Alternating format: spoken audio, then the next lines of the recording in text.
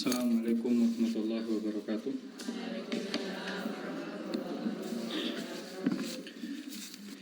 Innal hamdalillah nahmaduhu wa nasta'inuhu wa nastaghfiruh wa na'udzu billahi min shururi anfusina wa min sayyiati a'malina.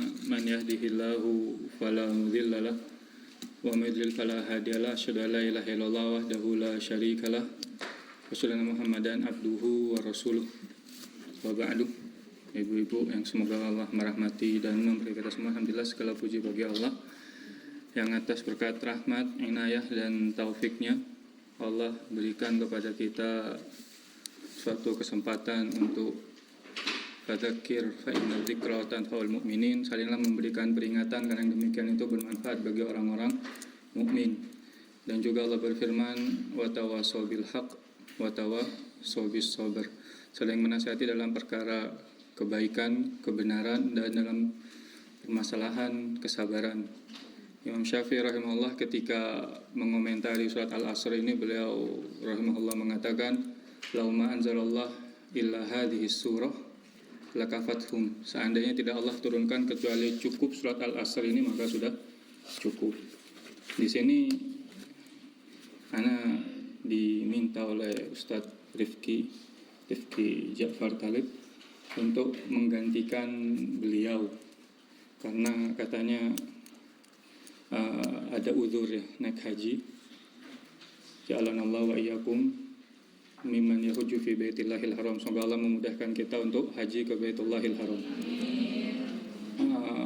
Beliau sebenarnya minta ana di bulan kemarin tanggal 16 kalau tidak salah untuk menggantikan membahas fikih. Ya, karena katanya kajian Ummahat ini sudah membahas beberapa kitab fikih. Dan alhamdulillah karena anak pribadi memang takhususnya sebenarnya di fikih, mendalami fikih Syafi'i alhamdulillah selama 7 tahun ini. Dan anak mondok sebelumnya untuk riwayatnya mungkin. Anak mondok dari tahun 2008 sampai 2013 di Stayali bin Abi Thalib Surabaya.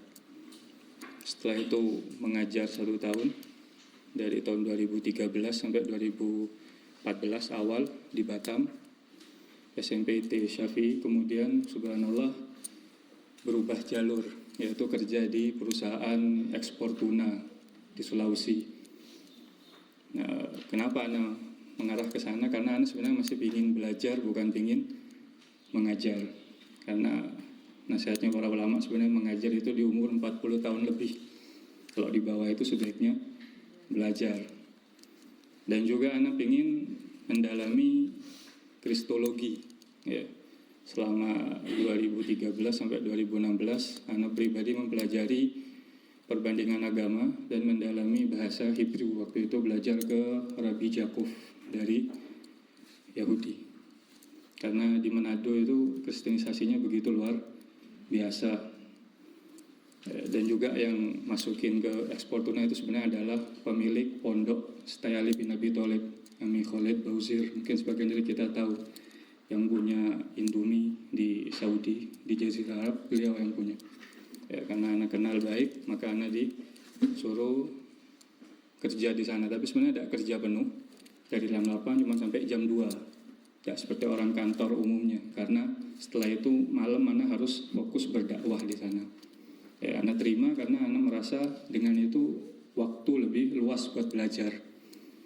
Subhanallah, setelah itu orang tua ya ingin anaknya pulang. Akhirnya anak pulang ke Madura. Asli anak adalah Madura, Pamekasan. Anak pulang ke Madura.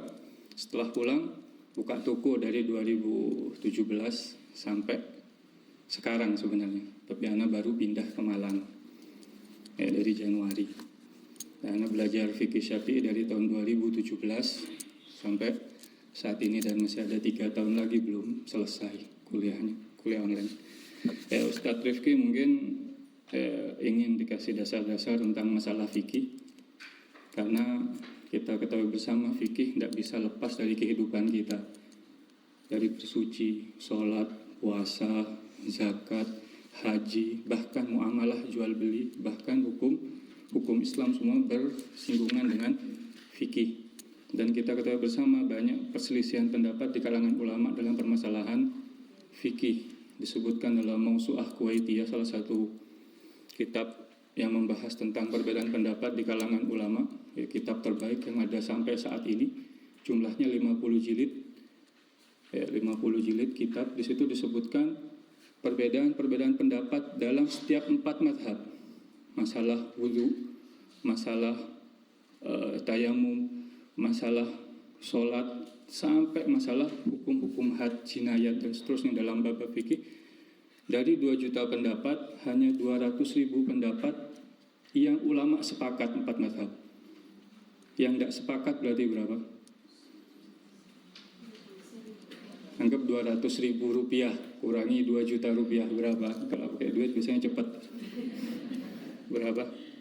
Yang tidak sepakat jumlahnya? 1.800.000 pendapat ulama yang berbeda. Ya.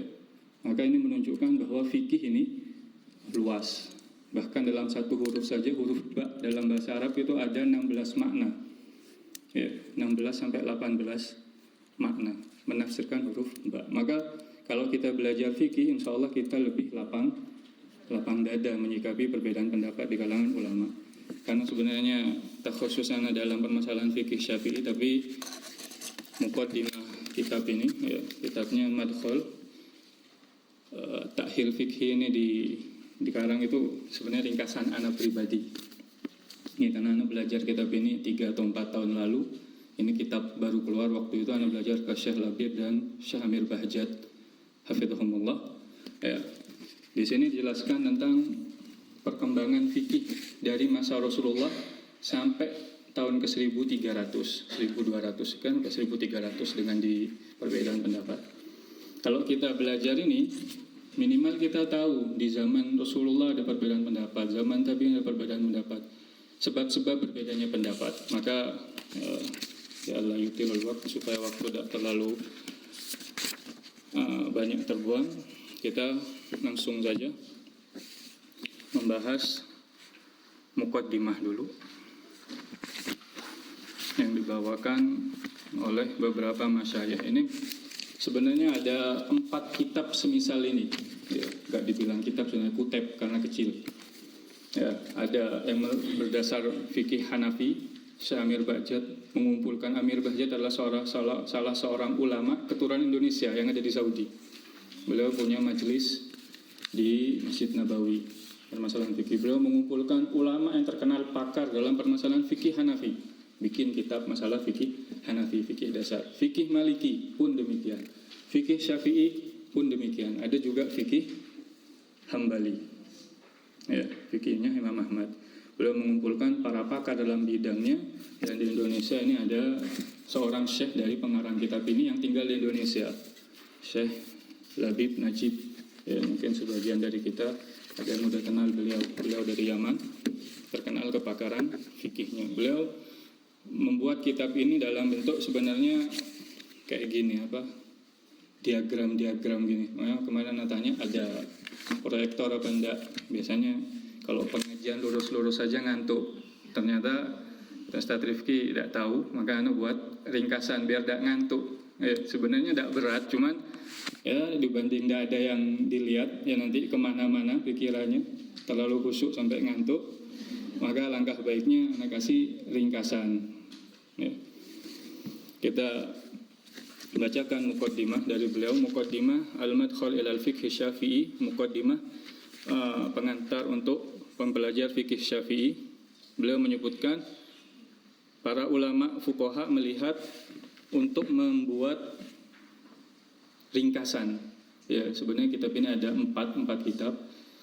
Pengantar, kemudian fikih ibadah, fikih muamalah, jual beli, kemudian ada fikih jinayat dan fikih nikah.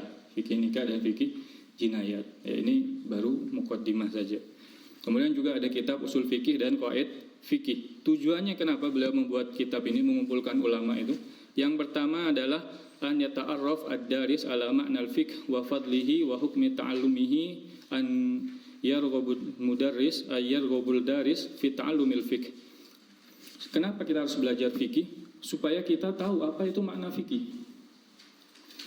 Ya, nanti akan jelaskan apa itu makna fikih. Ana kasih titik-titik di situ buat biar ada kerjaannya sedikit. Ya, kalau gak ada kerjaannya kan ngantuk juga nanti itu setelah dibaca mukadimah dari beliau rahimahullah. Supaya kita yang belajar fikih itu semangat, karena kita tahu apa itu fikih, apa itu makna fikih, apa itu keutamaan ilmu fikih, apa itu hukum belajar ilmu fikih. Kemudian yang kedua, an yudrikud daris al-marahil at-tarikhiyah li ilmil fiqh, supaya orang yang belajar itu tahu tahapan-tahapan perkembangan ilmu fikih dari zaman Rasulullah, zaman sahabat tabi'in, zaman imam madhab, sampai di zaman kita sekarang.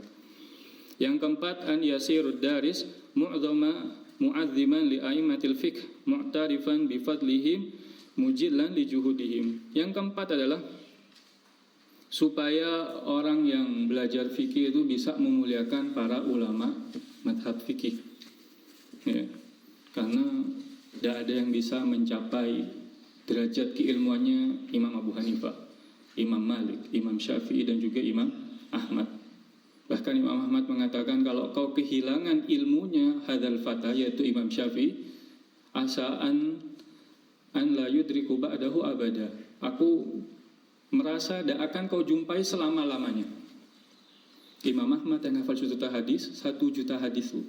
Kalau kita kumpulkan kitab hadis di zaman kita sekarang, tidak sampai 100.000 hadis yang terkumpul. Imam Ahmad hafal semua sanadnya. Gurunya Imam Bukhari memuji Imam Syafi'i dengan pujian yang demikian. Ya.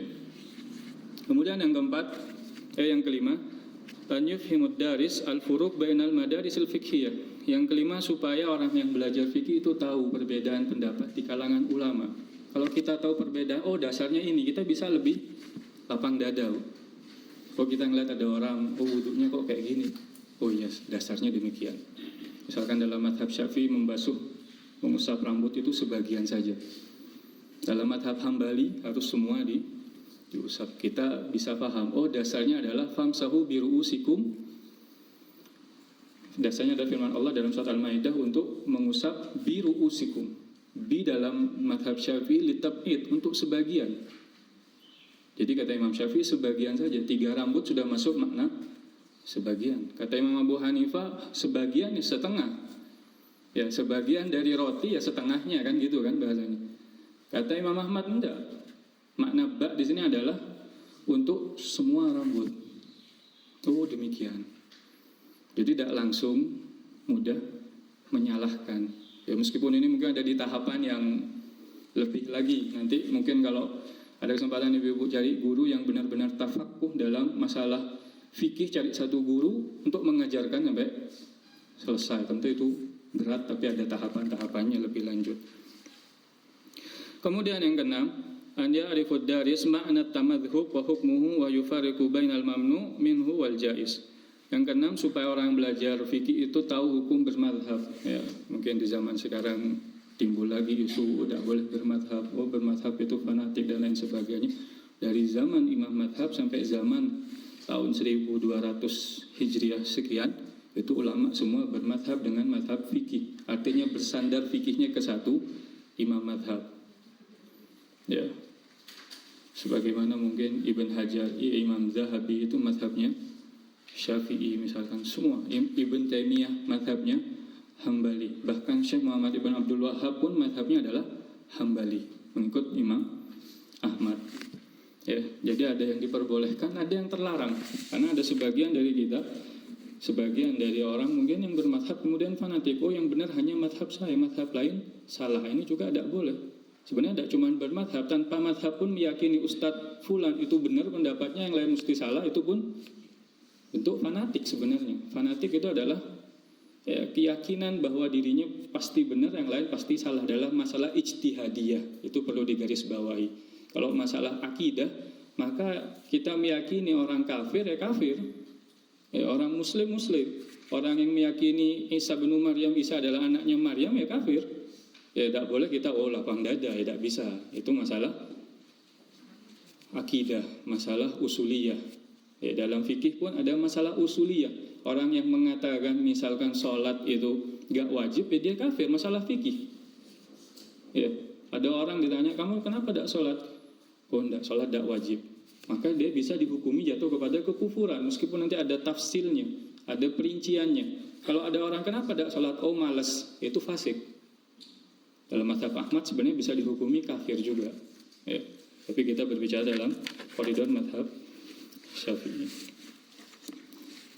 Ya, di kitab ini ya, menjelaskan tentang makna fikih, tingkatan-tingkatan dan seterusnya. Ya. Kita langsung saja ke pembahasan fikih. Fikih secara apa makna fikih? Makna fikih secara bahasa adalah pemahaman. Secara bahasa pemahaman. Makanya kalau ada satu hadis, la yusalliyan ahadukum illa fi bani Quraidah. Nabi menyebutkan ke salah seorang sahabat, jangan salah seorang dari kalian sholat kecuali di Bani Quraidah.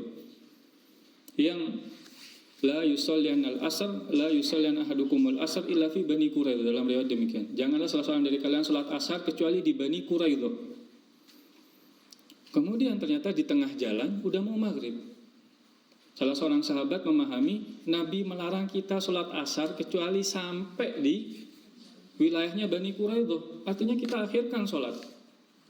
Kemudian yang kedua mengatakan, oh enggak, maksudnya Nabi bersegeralah kalian ke Bani Quraidah, kemudian sholatlah di sana, jangan leha-leha ya. Sebagian dari kita janjian jam 9, mungkin nanti jam setengah 10 baru datang misalkan.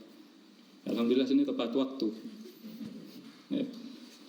Jangan leha-leha, langsung sampai. Sehingga sebagian sahabat sholat di tengah jalan, sholat asar.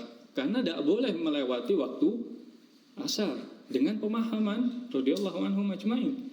Yang lain mengatakan, oh enggak, kita sholat asarnya nanti di Bani Quraidah, meskipun lewat ya tetap kita sholat asar di sana. Qadha hukumnya yang ini ada yang pertama yang sholat di tengah jalan.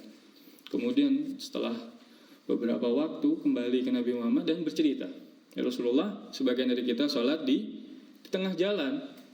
Oh, sebagian lain mengatakan, ya Rasulullah, kau mengatakan demikian maknanya supaya bersegera.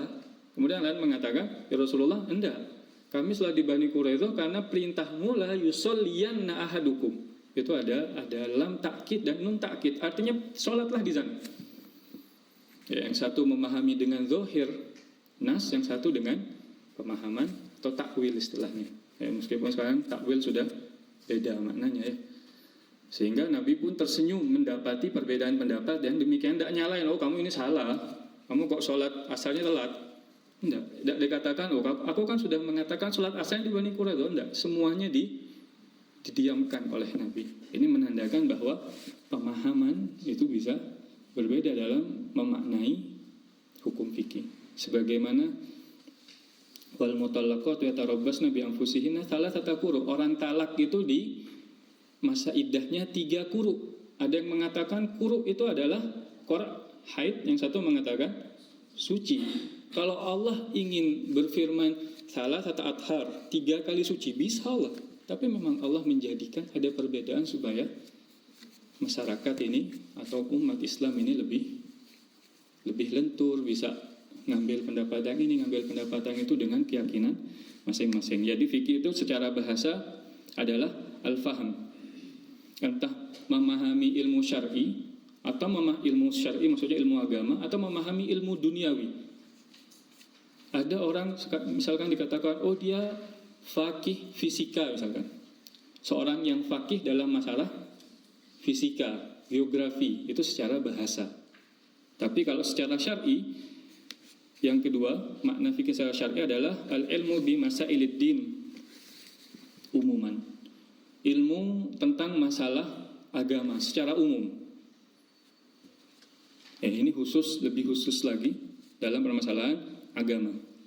Entah masalah akidah atau masalah fikih. Ya, masalah akidah misalkan meyakini asma wa sifatnya Allah, meyakini pengetahuan tentang jannah dan neraka dan surga. Itu masuk masalah fikih tapi dalam hukum, dalam makna syariat. Dan juga masuk dalam permasalahan sholat, puasa, zakat. Ini lebih mengkerucut lagi. Kemudian yang ketiga secara istilahi, Makna fikih yang ketiga adalah al-ilmu bil ahkami syar'iyyah al-far'iyyah. Ilmu tentang hukum-hukum syar'i al-far'iyyah yang berupa cabang-cabang agama. Ya, ibadah-ibadah ini yang akan kita bahas sebenarnya dalam makna istilahi ini, makna istilahan. Ya, ketika Allah menyebutkan man yuridillahu bihi khairan yufaqihu fiddin, barang siapa yang Allah inginkan kebaikan maka Allah faqihkan dalam urusan agama. Makna faqih di sini mencakup ilmu akidah, ilmu usuluddin, ilmu fikih dan lain sebagainya. Ini keutamaan secara umum. Tapi fikih ini lebih khusus. Yang akan kita pelajari adalah hukum-hukum syar'i yang berupa ibadah-ibadah, hukum jinayat, muamalat, itu fikih dalam pemahaman para ulama. Maudhu'uhu, hal yang dibahas dalam permasalahan fikih selanjutnya adalah af'alul ibad min haitsu ta'alluqul ahkami syar'iyyah biha. Perbuatan-perbuatan hamba yang berkaitan dengan hukum syar'i. Ya, Anda tidak tahu apa yang Anda tulis di situ, Anda udah lupa sebenarnya. Tapi Anda baca di kitab ini. Insya Allah sesuai sama kitab ini karena Anda langsung ringkas di sini sebenarnya. Kalau ada beda terjemahan atau lebih baik langsung dibuka.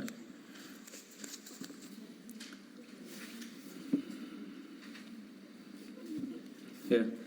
Jadi yang dibahas dalam permasalahan fikih ini adalah perbuatan-perbuatan hamba, ibadah-ibadahnya seorang hamba. Ya, masalah sholat, masalah puasa, kapan waktunya menahan diri dari makan dan minum ketika terbit fajar misalkan, itu perbuatan-perbuatan seorang hamba. Ya, hal yang dibahas dalam ilmu fikih yaitu poin yang Anda sebutkan barusan. Yang dibahas dalam ilmu fikih adalah perbuatan-perbuatan seorang hamba yang berkaitan dengan amaliyah seorang hamba. Maka ketika kita menyebut amaliyah, tidak masuk di dalamnya permasalahan akidah, karena akidah adalah keyakinan. Ya, keyakinan seorang hamba tidak masuk dalam permasalahan fikih yang akan kita bahas. Fadluhu, keutamaannya.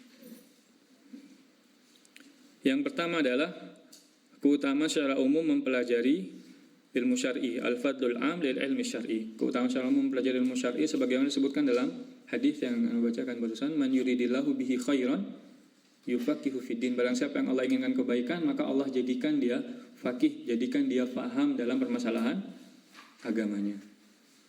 Jadi ketika Allah buat kita istiqomah belajar ilmu agama, itu merupakan suatu hal yang luar biasa, terlebih di zaman sekarang. Ya, pergaulan ini luar biasa, orang sampai tidak tahu. Baca salah seorang Ustadz Nur dari Jogja, beliau bikin penelitian, nanya berapa jumlah rakaat sholat zuhur ke orang-orang anak-anak sekolah SMA, tidak tahu. Gimana di zaman sekarang?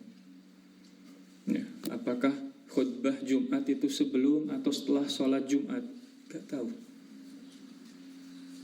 Ini menandakan kita di zaman yang benar-benar luar biasa. Orang makin jauh. La ya'ti zaman illa walladzi ja'a ba'dahu syarrun minhu, dalam hadis au kama Rasulullah. Tidaklah datang suatu zaman kecuali yang setelahnya pasti lebih buruk daripada sebelumnya. Dan ini adalah sunnatullah. Maka saya kita perbaiki diri, keluarga, masyarakat mungkin, ya, niatkan untuk Allah Subhanahu wa taala. Keutamaan secara khusus, fadluhu al-fadlul khas bi ilmil fiqh. Keutamaan secara khusus dalam mempelajari ilmu fikih. Ibnul Jauzi beliau menyebutkan dalam ucapannya, a'dhamud dalil ala fadilati syai' an-nadhar ila thamaratihi. Keutamaan khusus dalam mempelajari ilmu fikih, kata Ibnul Jauzi, kalau kau ingin melihat keutamaan dari suatu ilmu, maka lihat dari buahnya, dari yang dihasilkan dari ilmu tersebut. Apa yang dihasilkan? Wa man ta'ammal thamaratul fiqh alima annahu afdalul ulum. Barang siapa yang melihat dari buah mempelajari ilmu fikih, maka dia akan mengetahui bahwa ilmu fikih adalah ilmu yang paling utama. Perlu diulang?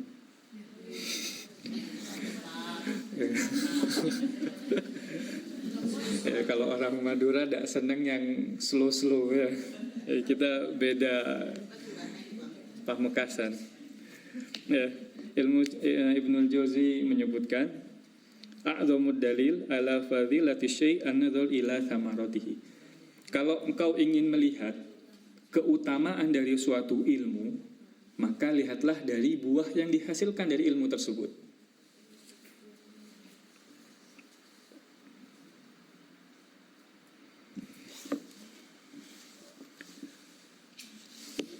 Lanjut. Wa man ta'ammal thamaratul fiqh alima annahu afdalul ulum. Barang siapa yang memperhatikan ilmu fikih, atau barang siapa yang memperhatikan buah dari ilmu fikih tadi, maka dia akan mengetahui bahwa ini adalah ilmu yang paling utama. Karena semua kehidupan kita ini di luar itu. Semua kehidupan kita pasti berkaitan dengan fikih, semua. Hampir Syekh Hamir Bahjat, salah seorang ulama yang tadi disebutkan mengarang kitab ini, mengumpulkan ulama-ulama, beliau menyebutkan kalau ada sesi tanya jawab dalam halaqah ilmu, hampir 80% lebih yang dibahas adalah masalah fikih. Jarang ada yang tanya surga dan neraka udah ada sekarang apa enggak. Itu tentu menyelisih kaum Mu'tazilah ya. Kaum Mu'tazilah pendapatnya atau mengatakan surga dan neraka yang ada di zaman sekarang apakah sama dengan surga yang ditempati oleh Nabi Adam? Jarang ada yang nanya seperti itu. Yang paling ditanya apa hukum suami menafkahi istri skincare, ya seperti itulah. Oh itu tidak masuk nafkah wajib, oh itu langsung ribut ibu-ibu. Ya masalahnya masalah fikih, tidak bisa lepas dari masalah fikih. Hukumnya demikian. Kemudian apa lagi yang dibahas di sini? Asal pengambilan hukum fikih. Ya. Asalnya dari ilmu usul fikih. Ini ilmu yang jelimet lagi, ya. Ilmu yang ruwet karena butuh logika, pemahaman yang dalam. Imam Syafi'i menulis kitab Ar-Risalah, kitab yang agung masalah usul fikih itu dengan permintaan khalifah pada zamannya, karena orang mulai mencampur adukkan logika yang tidak benar. Maka Imam Syafi'i diminta untuk menulis kitab Ar-Risalah. Ya, yang para ulama di zaman itu misalkan pengikut Imam Syafi'i baca kitab Ar-Risalah sampai 500 kali. Karena begitu dalamnya ilmu usul fikih. Kalau kita belajar ilmu usul fikih kita tahu, oh mutlaqul amr ya dulu alal wujub. Setiap perintah dari Allah itu secara hukum asal adalah hukumnya adalah wajib. Oh kalau ada larangan hukumnya adalah haram. Tapi kenapa bisa jadi makruh demikian. Nah, itu hasil dari yang tadi itu masuk ke ilmu fikih. Itu ilmu usul fikih. Misalkan wa ashhidu idza tabayatum. Allah berfirman dalam Al-Qur'an, saksikanlah kalau kalian sedang melakukan akad jual beli. Ya, ini hukum asal. Allah perintahkan kita harus bawa saksi kalau sedang jual beli. Apakah ini merupakan kewajiban? Kata para ulama, ditekankan demikian. Gak wajib. Masa kalau ada yang mau beli, ibu beli sama seorang, ya beli sayur, ditarik orang saksi, tidak mungkin. Ya, ribut akhirnya di jalan. Ya, maka ini dirubah maknanya karena ada ilat, ada hal-hal lain yang merubah maknanya. Fa idza qudhiyatis sholatu fantashiru fil ardi wabtaghu min fadlillah. Dalam surat Al-Jumu'ah Allah berfirman, selesai sholat maka fantashiru, keluarlah. Wabtaghu min fadlillah, cari keutamaan dari Allah, suruh berdagang, suruh kerja dan lain sebagainya. Apakah keluar itu merupakan kewajiban setelah sholat Jumat? Tidak. Padahal Allah memerintahkan. Kenapa gak wajib? Bisa jadi ada orang yang gak kerja di hari itu, hari Jumat. Ada yang duduk-duduk di rumahnya sedang sama keluarga, atau misalkan lagi ngisi pengajian di masjidnya. Maka ini dipelajari dalam ilmu usul fikih. Ya. Kemudian yang selanjutnya, apalagi hukum mempelajari ilmu fikih. Ma ta'allumhu fardu ain. Ada yang wajib. Kapan wajib belajar ilmu fikih? Ketika itu berhubungan dengan ibadah atau apa yang akan kita lakukan. Contohnya kita mau sholat, kita harus tahu cara bersuci, tahu rokaat-rokaat sholat, tahu hal-hal yang membatalkan sholat, tahu rukun-rukun sholat, dan seterusnya. Ketika itu memang benar-benar akan kita lakukan. Itu yang menjadikan wajib. Karena ada ilmu fikih yang gak wajib kita pelajari. Nanti yang kedua ini. Ya, ketika ilmu fikih itu, ya, saya ulangi, kapan wajib belajar ilmu fikih? Wajibnya belajar ilmu fikih ketika itu berhubungan dengan amaliyah ibadah kita. Yaitu bahasa mudahnya.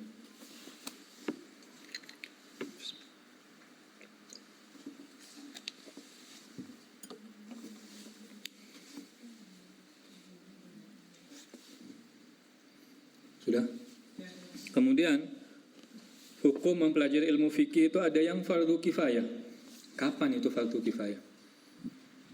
Seperti mempelajari ilmu usul fikih tadi, itu fardu kifayah, Bu. Tidak harus ibu-ibu mempelajari ilmu usul fikih. Ya, bisa-bisa gak masak di rumah. Bisa-bisa gak nyapu karena udah pusing duluan. Ya. Ilmu usul fikih yang fardu kifayah misalnya hukum waris.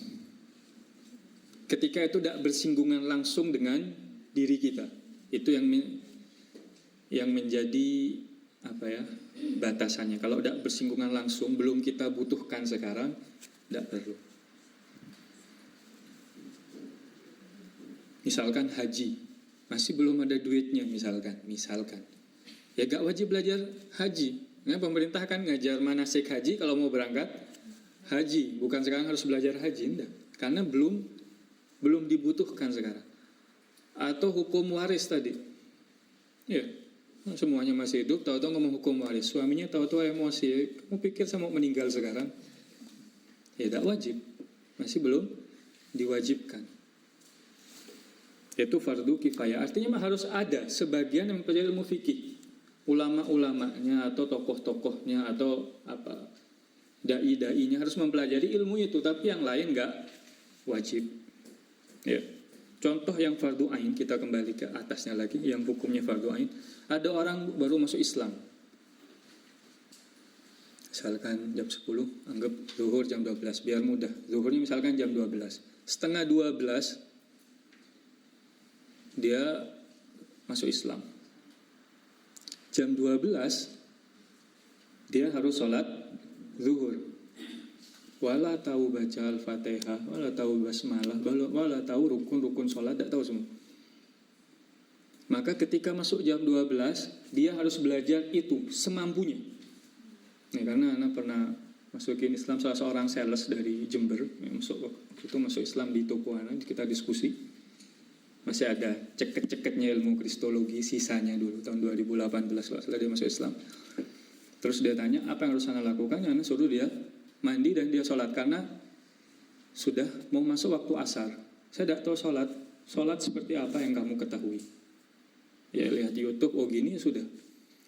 Ketika mau masuk waktu asar, anggap asar jam 3, biar mudah. Jam 3 kurang 5, normalnya orang sholat 5-10 menit, anggaplah kurang 5, itu meskipun masuk waktu yang makruh. Jam 3 kurang 5, dia harus sholat dengan cara apapun. Dia tahu rokaatnya 4, ya rokaatnya 4. Dia dah hafal Al-Fatihah, ya sudah dia baca dengan qadar Al-Fatihah. Ya 7 ayat itu berapa lama? Fardu ain buat dia belajar sholat. Sampai nanti waktu maghrib dia harus belajar lagi. Waktu asar habis dia harus belajar terus sampai selesai. Karena itu sudah kewajiban buatnya. Alhamdulillah Allah kasih kita hidayah Islam. Yang hidayah itu sudah Allah berikan kepada paman Nabi Abu Thalib yang berjuang memerangi orang-orang kafir Quraisy dan membela Nabi Muhammad SAW. Ya. Kemudian kita lanjutkan. Ada pertanyaan itu mungkin nanti. Perkembangan ilmu fikih. Ya. Perkembangan ilmu fikih yang pertama adalah Sebenarnya para ulama fikih ini berbeda pendapat dalam pembagian. Di sini Anda pakai yang ada di kitab ini dijadi menjadi 4 tahapan. Yang pertama marhalatut tasyri', pembagian ketika turunnya syariat. Di sini dari Nabi diutus sampai Nabi wafat. Pas Nabi wafat selesai, tidak ada hukum syar'i lagi. Dari Nabi diutus sampai tahun 11 Hijriah.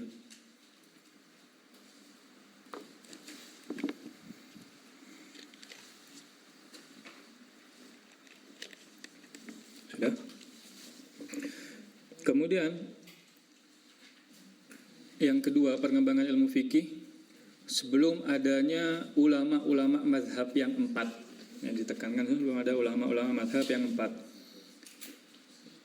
Dari tahun 11 Hijriah tadi sampai tahun 100 Hijriah, kurang lebih. Ditulis kurang lebih biar paham.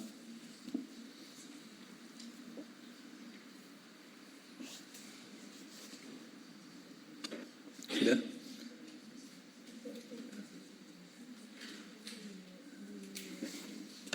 Yang ketiga,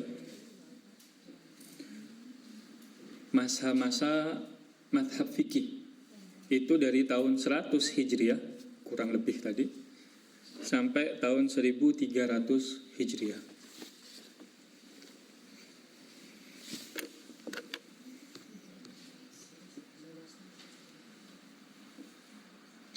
Sudah? Kemudian masa sekarang ya, dari tahun 1300 Hijriah kurang lebih sampai di masa kita sekarang.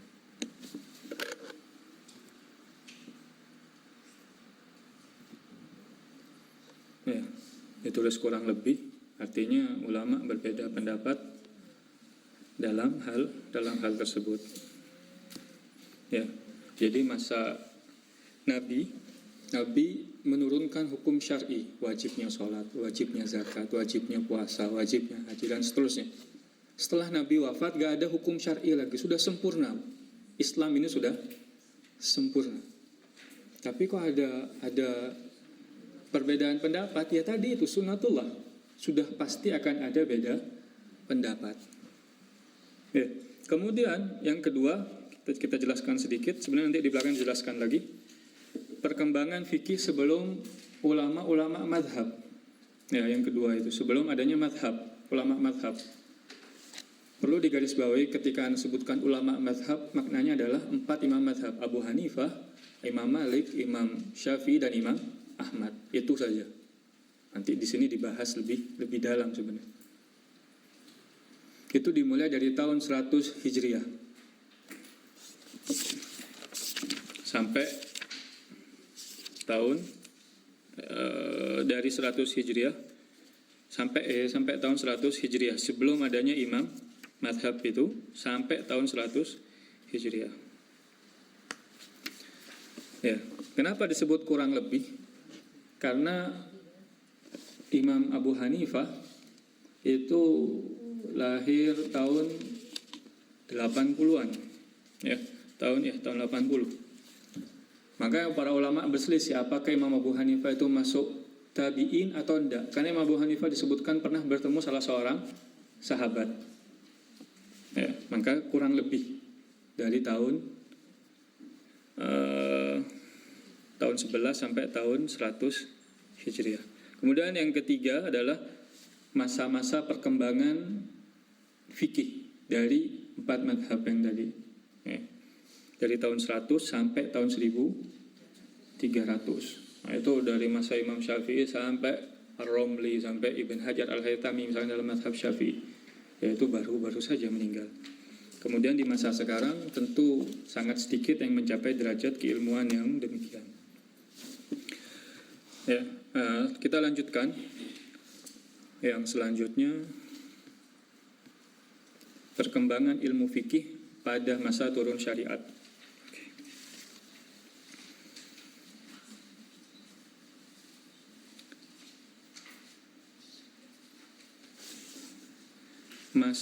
Tahun dimulainya ketika Nabi diutus, ya tentu. Masa dimulainya hukum syar'i itu ketika Nabi diutus sampai Nabi wafat, yaitu tahun 11 Hijriah tadi.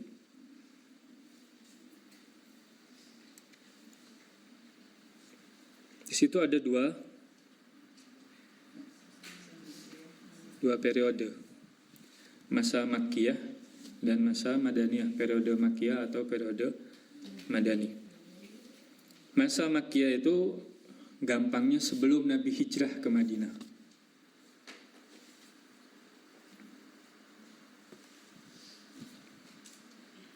Masa Madani itu setelah Nabi hijrah ke Madinah.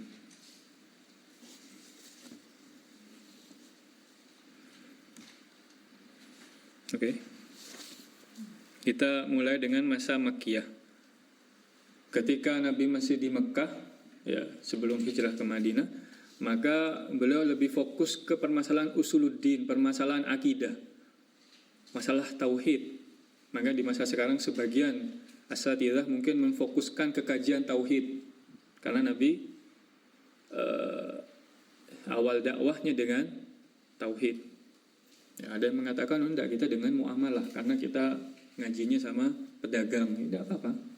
Ya, dasarnya ini, Nabi memulai dengan permasalahan akidah, fokus dengan akidah, mengajak istrinya, sepupunya, keluarganya, kabilahnya, dan masyarakatnya untuk memeluk agama Islam. Ya. Bahkan sampai disiksa ketika memeluk Islam, sebagaimana Yasir, keluarga Yasir, isbir ala Yasir fa inna mau'idakumul jannah. Sabarlah keluarga Yasir karena tempatmu di surga. Ya.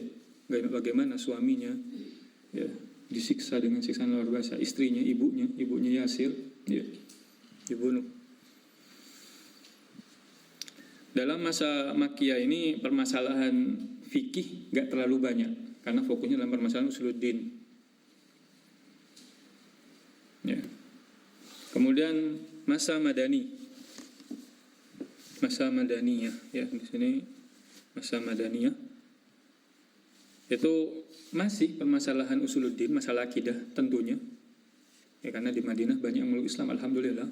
Setelah Nabi hijrah, Nabi dimuliakan dengan luar biasa, dan di sini mulai banyak mengajarkan masalah fikih, turun syariat puasa misalkan di tahun 2 Hijriah. Sebelum Nabi wafat pun di masa Madani, ya, setelah Nabi hijrah, maka ada kewajiban haji sebelum Nabi wafat.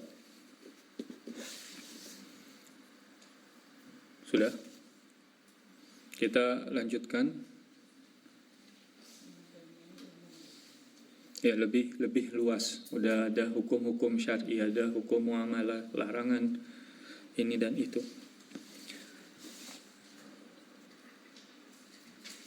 Asal hukum syar'i, masadir tasyri'. Yang pertama adalah Al-Quran. Ya, Al-Quran ini biasanya Allah langsung turunkan begitu saja kewajibannya, atau terkadang dengan pertanyaan dari orang-orang kafir. Yas'alunaka 'anil khamri wal maisir qul fihima itsmun kabirun wa manafi'u linnas, dan seterusnya. Ya, ada yang bertanya, ada yang langsung turun. Kemudian yang kedua, hukum atau hadis sunnah, yaitu berupa sunnah Nabi, berupa pertanyaan, ya, dengan pertanyaan atau dengan sebab-sebab tertentu.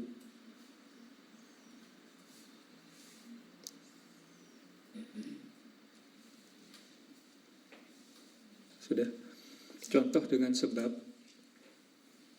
Aisyah radhiyallahu anha pernah kehilangan cincin atau gelangnya, lupa, ketika Nabi sedang safar, sehingga para sahabat mau tak mau, ya, Aisyah radhiyallahu anha, istri Nabi, minta dicariin cincin atau gelangnya tadi.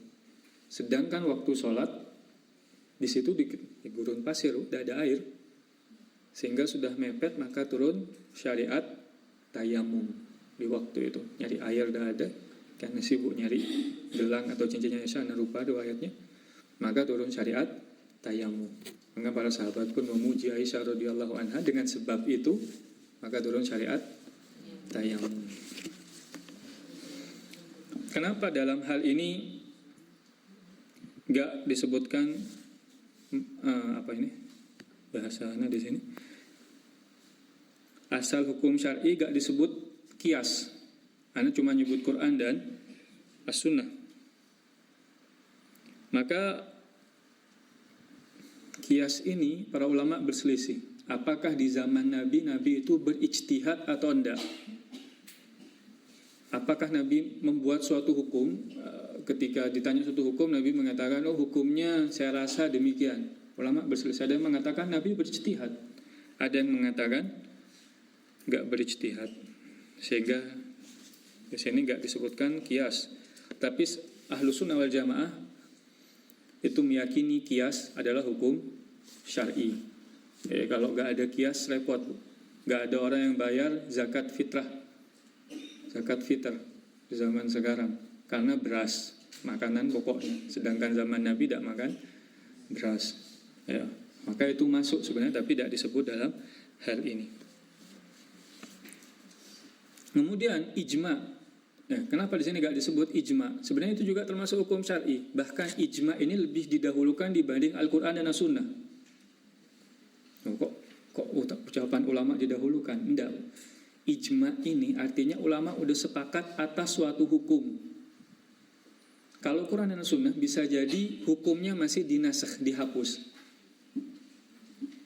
Ya, hukumnya bisa jadi dihapus. Sunnah bisa jadi hukum sudah dihapus. Tapi kalau udah ulama mengatakan al-ijma kada, ijma'nya demikian, maka sudah pasti hukum itu tidak dihapus, sudah pasti tetap. Nah, kalau belajar ilmu ushul fikih biasanya ijma itu dimasukkan dalam pembahasan pertama. Baru Quran, Sunnah. Bukan mendahulukan ucapan ulama, tapi ijma pasti. Ulama udah meneliti semua, sepakat ulama bahwa hukumnya demikian. Maka tidak bakalan berbeda. Bahkan yang meneliti ijma itu bisa keluar dari keislaman. Wa may yushaqiqir rasul min ba'di ma tabayyana lahumul huda wa yattabi' ghayra sabilil mu'minin. Mengikuti jalan selain jalannya orang mukmin. Imam Syafi'i mengatakan yang menyelisih ijma, dalilnya demikian, dilarang.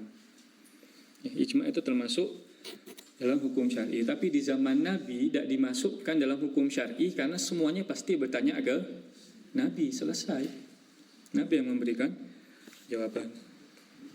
Nah, para ulama ketika menafsirkan ijma, ittifaqul ulama al-asr ba'da wafatin Nabi, kesepakatan ulama di suatu zaman setelah wafatnya Nabi. Itu makna ijma. Ulama semua sepakat atas suatu hukum setelah Nabi wafat. Kalau Nabi masih ada, tidak perlu langsung bisa tanya ke Nabi.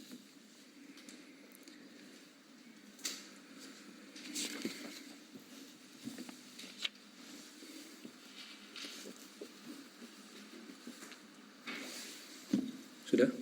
Kita lanjutkan al-ma'alim, yaitu maksudnya adalah perkembangan di masa awal Islam. Hukum syar'i itu lebih difokuskan pada masa-masa adanya Nabi. Ya tentu. Fokus pada turunnya hukum syar'i. Di sini Anda sebutkan demikian. Karena masih ada Nabi, maka hukum syar'i semua turun. Dari khomer diperbolehkan sampai khomer dilarang. Tapi zaman sekarang tidak boleh ada daya mengatakan, oh boleh dulu khomer. Tidak boleh. Karena hukum syar'i udah jelas. Tapi thoriqah dakwahnya mungkin yang harus dibenahi. Ngelihat ada orang pemabuk misalkan, ya cara supaya dia tidak mabuk mungkin diajak ngaji, diajak belanja misalkan, dan lain sebagainya dengan cara dakwahnya. Tapi khomernya jangan mengatakan oh Nabi dulu dakwah tidak langsung mengharamkan khomer. Tidak bisa, hukum syar'inya sudah jelas haram. Para sahabat, la taqrabus sholata wa antum sukaro, jangan dekati sholat sedangkan kalian dalam keadaan mabuk. Artinya kalau mau mabuk dulu baru sholat. Setelah itu innama hurrimat al-khamr. Astagfirullah. Kemudian hukum syar'i yang selanjutnya Allah mengharamkan khamr. Anda lupa ayatnya, enggak terbetik. Ala kulin. Setelah itu baru diharamkan khamr, sehingga khamr pun dibuang di masa itu sampai jadi lautan khamr, karena bangsa Arab pada masa itu mencintai khamar, tapi Nabi berdakwah dengan cara beliau sallallahu alaihi wasallam. Kemudian yang kedua, perkembangan pada masalah awal Islam ini sedikit perbedaan pendapat, sangat sedikit, karena langsung marja'nya ilan Nabi, langsung nanya ke Nabi, ada hukum nanya ke Nabi, langsung Nabi memberikan jawaban. Bukan gak ada, tapi ada, dan itu sedikit, sebagaimana tadi sholat asar di Bani Quraidah, ada perbedaan pendapat. Kemudian selanjutnya, yang ketiga, perkembangan di awal Islam ini turunnya hukum syar'i secara bertahap, sebagaimana khamar tadi, turunnya bertahap.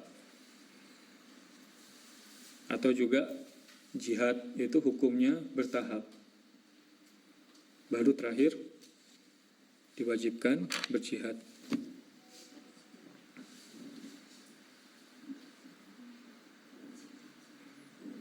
Yang keempat,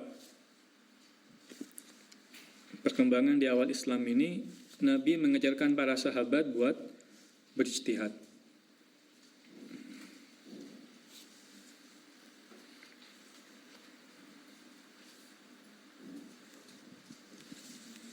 Contohnya dalam riwayat disebutkan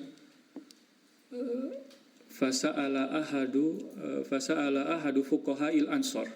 Nabi pun bertanya kepada salah seorang fuqaha, pakar fikih dari sahabat Ansor. Itu di situ tidak disebut. Ini Anda hanya memberikan contoh gimana Nabi mengajarkan para sahabat buat ijtihad. Nabi pun bertanya kepada salah seorang sahabat Ansor yang dikenal faqih dalam ilmu fikih. Artinya, benar gak jawaban kamu? Dites oleh Nabi. Nanti di belakangnya akan disebutkan para sahabat-sahabat yang dikenal ahli dalam berijtihad.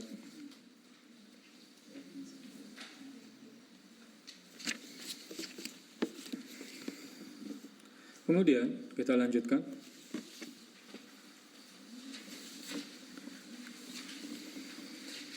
Setelah Nabi wafat, di sini saya bacakan ucapan beberapa masyayikh. Ba'da wafatin Nabi SAW in qata'atit tasyri' walam yanqati al-fiqh. Setelah Nabi wafat, maka hukum syar'i itu terputus, karena yang memberikan syariat, memberikan perintah dan larangan itu Nabi. Tapi ilmu fikih gak terputus, karena akan terus bertambah, makin kompleks. Di zaman dulu gak ada handphone, sehingga ngaji dengan mushaf, dengan Quran mushaf, Quran yang kita ketahui. Tapi di zaman sekarang ada handphone. Gimana hukum ngaji dengan handphone? Yaitu permasalahan fikih. Dalam artian, apakah wanita yang haid boleh mengaji dengan handphone? Apakah wanita yang berhadas boleh mengaji dengan handphone? Itu fikih tentunya. Fakana sahabat ridwanullah alaihim yastanbituna minal kitabi wa sunnah wa yuftunan nas. Para sahabat berijtihad dengan Quran, sunnah, dan berfatwa, memberikan jawaban. Ya, di kalangan para sahabat itu yang berfatwa itu hanya 130 orang.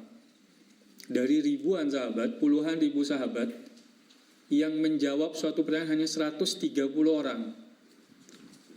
Kalau di kita, dari 50 ribu orang, yang bisa berfatwa mungkin 100 ribu, 2 kali lipat kalangan lain para sahabat. Fatwanya tafawat bainahum fi kasrati dzalik. Ada yang berbeda, ada yang banyak fatwanya, ada yang sedikit. Nanti setelah ini akan kita bacakan. Maka di situ ada para fuqaha dari tabi'in, dari sahabat itu kemudian berjumpa dengan tabi'in. Muridnya sahabat itu namanya tabi'in. Muridnya tabi'in namanya tabi'ut tabi'in. Para tabi'in ini belajar kepada para sahabat Nabi SAW. Maka marhalah maqoblal madzhab, masa sebelum turunnya belum ada madhab yang 4. Sebenarnya madhab ini udah ada dari zaman dulu, dari zaman para sahabat Nabi itu udah ada madhab, udah ada pemikiran-pemikiran ulama madhab. Ya. Yang pertama adalah masa para sahabat, ya, masa sebelum madhab. Di sini tulisannya demikian, masa sebelum madhab. Yang pertama adalah masa para sahabat. Maka ketika ada suatu permasalahan dari anak cucunya para sahabat, maka bertanya kepada para sahabat Nabi, karena mereka lebih tahu sebab nuzulnya, hukumnya demikian, lebih paham. Kemudian yang kedua, masa tabi'in. Ya, masa tabi'in. Karena Imam Abu Hanifah itu ulama berselisih apakah masuk tabi'in atau masuk tabi'in yang tadi kita sebutkan. Karena beliau lahir tahun 80 Hijriah dan Anas bin Malik itu meninggal tahun 92 atau 94 Hijriah. Berarti ada 12 atau 14 tahun kemungkinan berjumpa dengan sahabat Anas bin Malik. Ya. Dan syarat disebut tabi'in itu hanya berjumpa dengan sahabat. Beda dengan sahabat. Disebut sahabat Nabi itu kriterianya agak banyak. Islam, berjumpa dengan Nabi, wafat dalam keadaan Islam. Ya. Kemudian selanjutnya rujukan fikih pada masa ini bisa kita jumpai dalam beberapa macam kitab.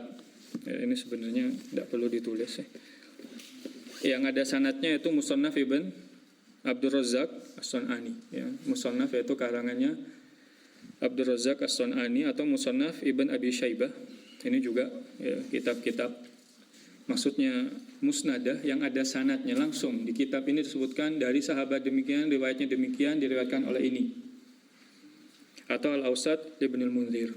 Ya, kitab Al-Awsat Ibn Munzir. Atau kalau ingin tahu bagaimana pendapatnya Abu Bakar, bagaimana pendapatnya Umar, bagaimana pendapatnya misalkan Abu Darda atau Utsman bin Affan, bisa nyari di kitab fikih muqaran, fikih perbandingan mazhab seperti Al-Majmu' atau Al-Mughni. Ya, ini kitab ya, besar 27 jilid. Tentunya kalau bahas ini bisa pusing kalau 27 jilid. Ya, Imam Nawawi tidak selesai mengarang Majmu'. Ya, ini kitab rujukan sebenarnya kalau mau mendalami ilmu fikih.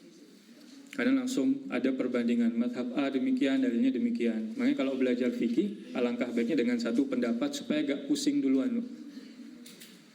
Kemudian yang selanjutnya, para sahabat, apa yang Anda tulis? Para sahabat yang dikenal berfatwa ada 130 orang. Sebagian disebutkan Ibnu Qayyim dan Ibn Hazm. Jadi dari seluruh sahabat yang dikenal banyak berfatwa, menjawab, ada pertanyaan dijawab, ada 130 orang. Ya, ini menunjukkan para sahabat itu begitu berhati-hati dalam berbicara urusan agama. Agak mudah mengatakan ini halal, ini haram. Beda zaman kita sekarang. Waroknya kurang sehingga mudah berucap. Ya, padahal kalau ditanya, kita tidak tahu, bilang aja kita tidak tahu, selesai. Nah, berkali-kali ditanya satu hukum, apa hukumnya ini? Tidak tahu. Oh, itu kan belajar agama. Iya belajar, bilang tidak tahu. Imam Malik rahimahullah didatengin salah seorang bertanya 60 permasalahan. Beliau hanya menjawab tidak tahu dan menjawab 9 pertanyaan. Imam Darul Hijrah. Ya. Gurunya Imam Syafi'i. Yang khalifah kalau ketemu Imam Malik itu nunduk, takut. Tapi mengatakan tidak tahu. Kemudian dikatakan, aku sudah jauh-jauh datang Imam Malik, kok kamu jawabnya tidak tahu terus? Imam Ahmad ketika ditanya satu pertanyaan, beliau mengatakan tidak tahu. Hafal 1 juta hadis. Karena Imam Ahmad menyebutkan kalau aku menjawab, dia menjadikan aku jembatan menuju surga. Artinya yang ngejawab ini jadi jembatan di bawahnya neraka. Yang tersiksa yang ngejawab. Subhanallah, kita dengan adanya Mbah Google ya, berani berjawab. Berhati-hati dalam menjawab satu pertanyaan. Yang pertama, sahabat yang kenal banyak berfatwa, yang pertama ada 7 orang. Umar bin Khattab, yaitu salah seorang sahabat yang paling faqih setelah Rasulullah dan Abu Bakar. Umar bin Khattab. Yang kedua adalah Ali bin Abi Thalib. Yang ketiga adalah Ibnu Mas'ud. Yang keempat adalah Aisyah radhiyallahu anha. Kemudian Zaid. Ya. Zaid siapa ini?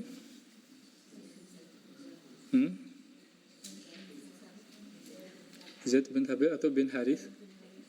Zaid bin Thabit. A'lamukum bil faraid Zaid bin Thabit, kata Nabi. Yang paling mengetahui ilmu faraid, ilmu waris adalah Zaid bin Thabit. Kemudian Ibnu Abbas dan Ibnu Umar. Ya. Umar jelas di Madinah pada masa itu. Ali bin Abi Thalib nanti ada di Kufah, pindah ke Kufah. Pusat khalifah di Kufah, sehingga jadi fikih ulama Hanafi. Nah ini fikihnya ini, kenapa berkembang ilmu fikih?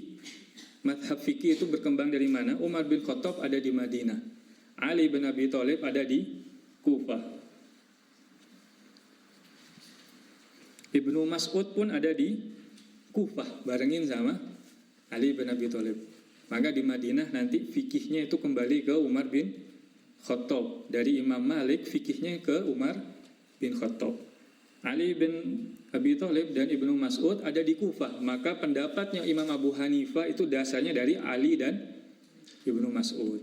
Itu perkembangan fikihnya. Kemudian Aisyah ada di Madinah. Ya, salah seorang yang banyak berfatwa dan juga banyak hadisnya. Di antara 7 orang sahabat yang paling banyak hadisnya adalah Aisyah radhiyallahu anha. Kemudian Zaid bin Thabit itu ada di Madinah. Ibnu Abbas ada di Mekah. Biar ada gambaran dulu ya. Kemudian Ibnu Umar ada di Madinah.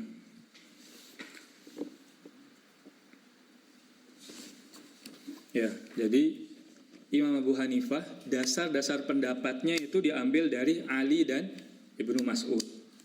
Kemudian Imam Malik di Madinah dasar-dasar pendapatnya diambil dari Umar bin Khattab, Ibnu Umar dan Zaid bin Thabit. Itu dasar dulu gambarannya biar kita tahu. Oh, pendapatnya Imam Malik gak ada dalilnya. Ada, ini rujukannya sahabat-sahabat Nabi yang disebutkan tadi. Imam Syafi'i dari mana? Imam Syafi'i dari Imam Malik, muridnya Imam Malik.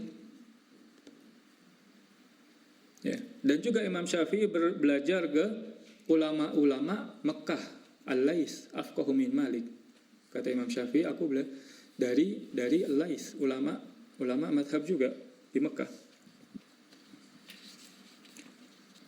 Ya, kemudian Al-Mutawassitun yang enggak banyak. Ya, ketika disebutkan Al-Mukthirun, kata Imam Ibn Hazm, kita selesaikan ini ya. Yang ini sebenarnya Ibnu Abbas. Karena selesaikan ini dulu ya, karena ini jam 10 Anda ada enak kebanyakan ngomong. Nanti bosan. Ya. Ketika disebutkan banyak berfatwa, satu ulama ini Umar bin Khattab ketika dikumpulkan semua pendapatnya bisa satu jilid kitab tebal, kata Imam Ibn Hazm. Jadi ada 7 orang, kalau dikumpulkan pendapat-pendapat mereka jadi 7 jilid kitab yang tebal, saking banyaknya pendapat yang dikeluarkan, jawaban yang dijawab. Kemudian mutawassitun yang enggak terlalu banyak, sedang-sedang fatwanya, ada 13 orang. Kalau dihitung satu pendapat itu satu kitab tipis lah ya, ibaratnya seperti inilah pendapat-pendapat, tidak terlalu banyak. Ada Abu Bakar. Kenapa Abu Bakar sedikit? Ada yang tahu jawabannya? Kenapa Umar banyak dan Abu Bakar sedikit? Ada yang tahu? Abu Bakar itu meninggal tidak lama setelah Rasulullah meninggal. Padahal yang paling faqih adalah Abu Bakar. Tapi kenapa sedikit? Karena masa hidupnya tidak panjang. Ya. Umar bin Khattab itu 10 tahun setelah Nabi wafat baru wafat. Abu Bakar 2 tahun setelah Nabi wafat baru wafat. Dan di masa Abu Bakar banyak sahabat orang-orang yang murtad,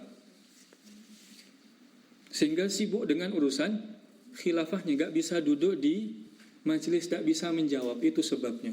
Kalau dia mengatakan aku sahabat sedikit, ya itu sebabnya. Hanya 2 tahun 3 bulan kalau tidak salah ingat. Kemudian Utsman bin Affan, kemudian Ummu Salamah, kemudian Anas bin Malik. Padahal Anas adalah salah seorang sahabat yang paling banyak riwayat hadisnya. Setelah Aisyah itu Anas. Abu Sa'id Al-Khudri, kemudian Abu Hurairah, Abdurrahman bin Sakhr, kemudian Abdullah ibn Amr, kemudian ibnu Zubair, yaitu Abdullah bin Zubair. Kemudian Abu Musa al-Asy'ari. Kemudian Jabir ibn Abdullah dan juga Mu'ad ibn Jabal. Mu'ad ibn Jabal juga salah seorang sahabat yang afqah hukum, orang yang paling faqih, paling berilmu, tentu setelah Abu Bakar dan Umar, Utsman dan Ali. Tapi kenapa sedikit? Karena beliau diutus ila ahlul Yaman, diutus Nabi ke penduduk Yaman, dan tidak lama beliau juga meninggal. Padahal itu termasuk kibarus sahabat. Kemudian Sa'id ibn Abi Waqqas dan Salman al-Farisi. Salman mini ahlul bait, kata Nabi. Salman termasuk ahlul baitku, karena dari Faris, Persia, masuk Islam, menjumpai Nabi. Kemudian al-Mukillun yang sedikit, ya kalau dikumpulkan semua ini ada 107 tambah 13, 20, kurang 130, 110 orang. Ini kalau dikumpulkan semua fatwanya cuma jadi satu kitab. Di situ ada Abu Darda, Hasan dan Husain, Ubay bin Ka'ab, Abu Ayyub, Asma, Zaid ibn Arqam, Sauban, Baridah dan lain sebagainya. Yaitu sedikit dan banyaknya para sahabat. Mungkin sampai sini dulu atau mau dilanjut? Udah tangan udah kemeng ya Mas kalau. Ya. Ya sudah gitu aja dulu. Mungkin ada pertanyaan, dipersilahkan. Tafadhal.